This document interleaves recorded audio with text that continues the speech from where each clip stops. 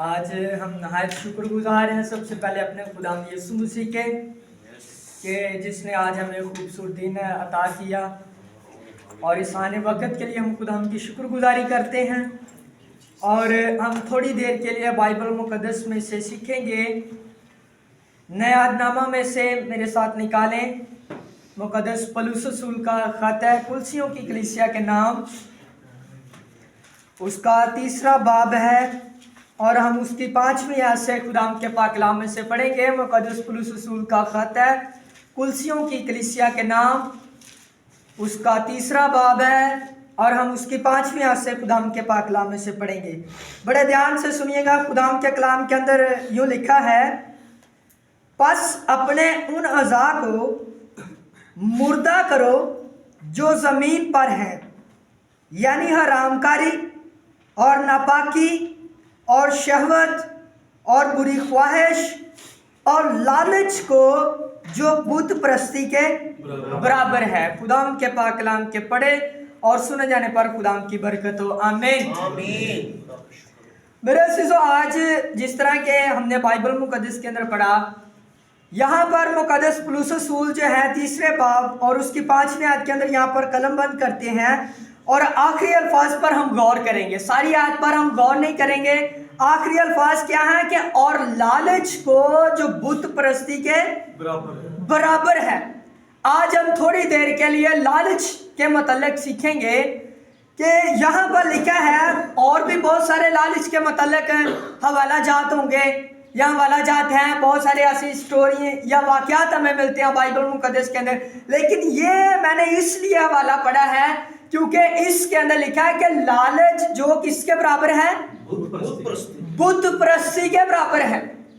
اگر ہم غور کریں کہ بت پرستی سب سے زیادہ اگر خدا کو کسی چیز سے نفرت ہے تو وہ بت پرستی ہے۔ بت پرستی پتہ کیا ہے؟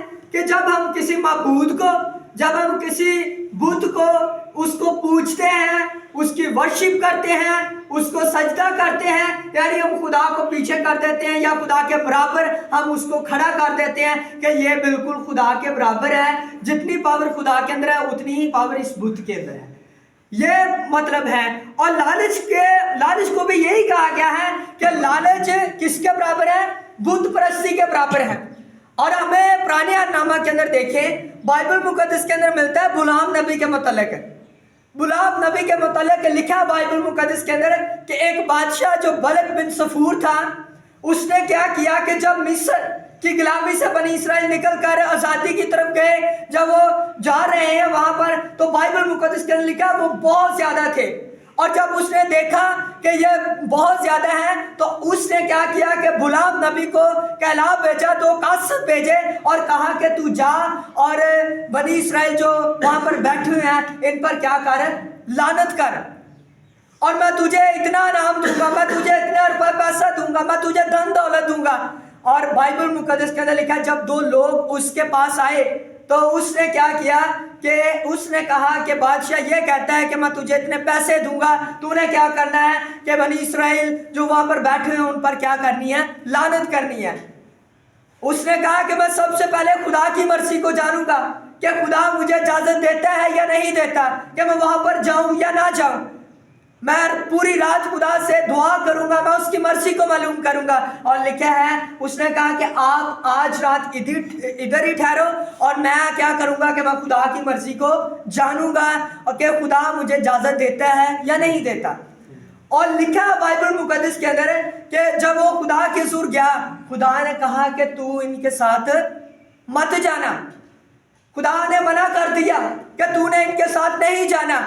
اور بائبل مقدس کے اندر لکھا ہے جب صبح ہوئی تو اس نے کیا کیا کہ خدا نے مجھے منع کر دیا ہے کہ تو نے ان کے ساتھ نہیں جانا، کیونکہ یہ کہتے ہیں کہ ان پر لعنت کر۔ اور بائبل مقدس کے اندر لکھا ہے یعقوب یا اسرائیل سے خدا نے وعدہ کیا کہ جو تجھ کو برکت دے گا میں اس کو برکت دوں گا، اور جو تجھ پر لعنت کرے گا میں اس پر کیا کروں گا؟ لعنت کروں گا۔ اور تو نے ان کے ساتھ ہرگز نہیں جانا۔ اور قاصد واپس گئے، بادشاہ کے پاس گئے، اور بادشاہ کو جو ہے انہوں نے بتایا کہ اس نے صاف صاف منع کر دیا کہ میں نہیں آؤں گا، میں ان پر نہیں لعنت کروں گا۔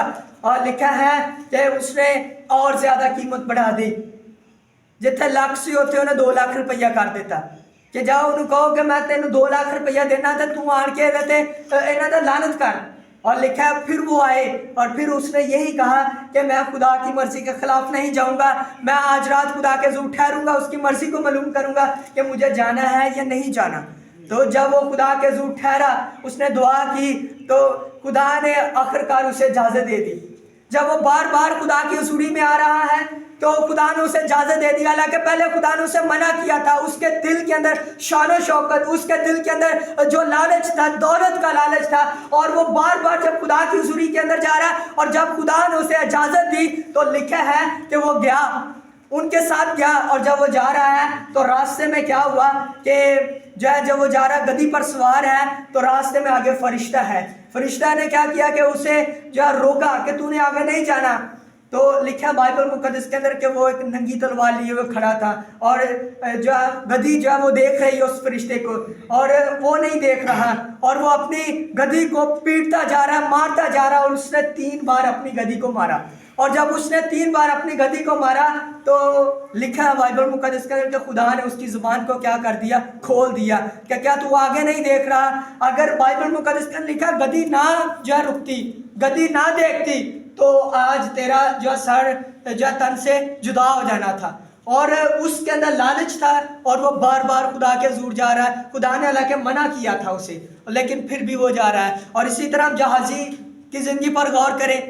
جہازی بائبل مقدس کے اندر لکھا جب نعمان کوڑی الیشا کے پاس آیا تو اسے کوڑ تھا، وہ شاہ رام جو اس کے قریب وہ معزز و مکرم تھا، وہ ایک اچھا لیڈر تھا، وہ سب سے اوپر تھا. اور لکھا ہے کہ وہ کوڑ سے مبتلا تھا، اسے کوڑ لگا ہوا تھا. اور ایک لڑکی نے اسے بتایا کہ ایک ایسا شخص ہے فلاں ملک کے اندر، ایک ایسا نبی ہے، فلاں شخص ہے، اس کے اندر قدرت ہے، خدا بڑے بڑے کام کرتا ہے اس کے وسیلہ سے، تو اس کے پاس جا اور تیرا کوڑ جاتا رہے گا. اور جب اس نے اس کے متعلق سنا تو لکھا ہے کہ وہ اس کے پاس گیا، اور الیشا نبی نے کہا کہ تیرا کوڑ چلا جائے گا، تو 7 بار گوتے مار. اور وہ بھی اس کے لیے بائبل مقدس کے اندر لکھا بہت سارا مال لے کر آیا کہ جب مجھے نبی اچھا کرے گا، مجھے پاک اور صاف کرے گا، اور میں اسے انعام دوں گا، میں اسے اتنا پیسہ دوں گا، میں اسے اتنے کپڑے دوں گا، اتنا سونا دوں گا، چاندی دوں گا.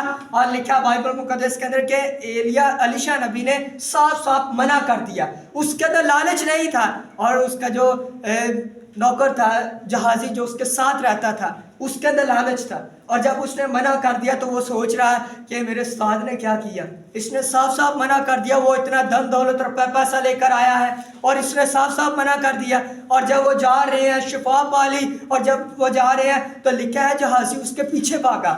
اور جب جہازی اس کے پیچھے بھاگا اور اس نے جھوٹ بولا اور کہا کہ میرا استاد مالک یہ کہتا ہے کہ تو اتنے جوڑے کپڑے دے دے، اتنے چاندی دے دے، اتنا سونا دے دے. اور اس نے وہ رتھ سے اترا اور اس نے جتنا مانگا اسے دے دیا. اور جب وہ واپس آیا تو الیشا نے پوچھا کہ تو کہاں سے آ رہا ہے، اور وہ جھوٹ بول رہا تھا کہ استاد میں کہیں نہیں گیا، مالک میں کہیں نہیں گیا، میں تو یہیں پر تھا. اور الیشا کہتا ہے کہ کیا تو نے جب اس کے پیچھے جا رہا تھا تو کیا میں نہیں دیکھ رہا تھا، جب تو نے اسے رتھ سے اتارا کیا میں نہیں دیکھ رہا تھا، جب تو نے اس سے کپڑے مانگے، سونا مانگا تو کیا میں نہیں دیکھ رہا تھا. اس کے اندر بھی لالچ تھا. اور الیشا نے کہا کہ جو اس کا کوڑ ہے تجھے اور تیری نسل کو سدا لگا رہے. اور آج ہماری زندگی کے اندر لالچ نہیں ہونا چاہیے. لالچ بت پرستی کے برابر ہے. لالچ اگر ہماری زندگی کے اندر ہوگا تو ہم آگے نہیں بڑھ سکتے. لالچ ہماری زندگی کے اندر ہوگا تو ہمارے خدا جو ہماری زندگی کے اندر نہیں آئے گا. جو 10 احکام ہیں ان میں سے بھی خدا نے ہمیں حکم دیا ہے کہ تو لالچ نہ کرنا. ہم نے کسی بھی چیز کا یا کسی دوسرے شخص کی چیز کو دیکھنا ہے اور لالچ نہیں کرنا ہے. لالچ ہماری زندگی کے اندر نہیں ہونا چاہیے. ہم حنانیہ اور سفیرہ کی مثال دیکھ رہے ہیں کہ جب انہوں نے زمین بیچی اور بائبل مقدس کے اندر لکھا ان کے اندر لالچ تھا کہ ہم کچھ روپے پیسہ تھوڑا سا رکھ لیں. اور جب انہوں نے روپے پیسہ رکھ لیا اور رسولوں سے جھوٹ بولا اور ان کی اسی وقت ڈیتھ ہو گئی. لالچ یہ کام کرتا ہے. لالچ ہمارے اندر نہیں ہونا چاہیے. اور اگر لالچ ہماری زندگی کے اندر ہوگا تو میرے ہم آگے نہیں بڑھ سکتے. اور یہودا اسکریوتی کی مثال لے لیں، وہ خجامتی تھا اور اس کے اندر بھی لالچ تھا. اس نے 30 سکوں کی خاطر یسوع مسیح کو بیچ دیا، ظالموں کا حوالہ کر دیا، 30 سکوں کی خاطر، صرف لالچ کی خاطر. اور آج لالچ یہ کرتا ہے ہم نے اپنی زندگی سے لالچ کو نکالنا ہے. और हमने गौर करना है कि क्या लालच हमारी ज़िंदगी के अंदर तो नहीं है। गौर करने की ज़रूरत है। आज देखें कि जो जिस ज़िंदगी के अंदर लालच है वो बुत परस्ती कर रहा है, ये बुत परस्ती के बराबर है। वो समझ ले बुत परस्ती कर रहा है। ये ना कैथलिक वालों को ना कहें कि वही मुकद्दस मरियम का जब बुत बनाकर पूज रहे हैं, जिनके अंदर लालच है वो सारे बुत परस्ती कर रहे हैं। ये बुत परस्ती के बराबर कहा गया है। तो आज हमें गौर करने की ज़रूरत है, इन चीज़ों को निकालने की ज़रूरत है और खुदा यीशु मसीह के कलाम को अपनी ज़िंदगी के अंदर लेने की ज़रूरत है, ताकि जब भी हमारा दुल्हा में लेने के लिए आए तो हम हवा में उड़कर उसका इस्तेमाल करने वाले बन सके। सो खुदा आज के कलाम के वसीला से मुझको और आप सबको बड़ी बरकत बख्शे। आमीन।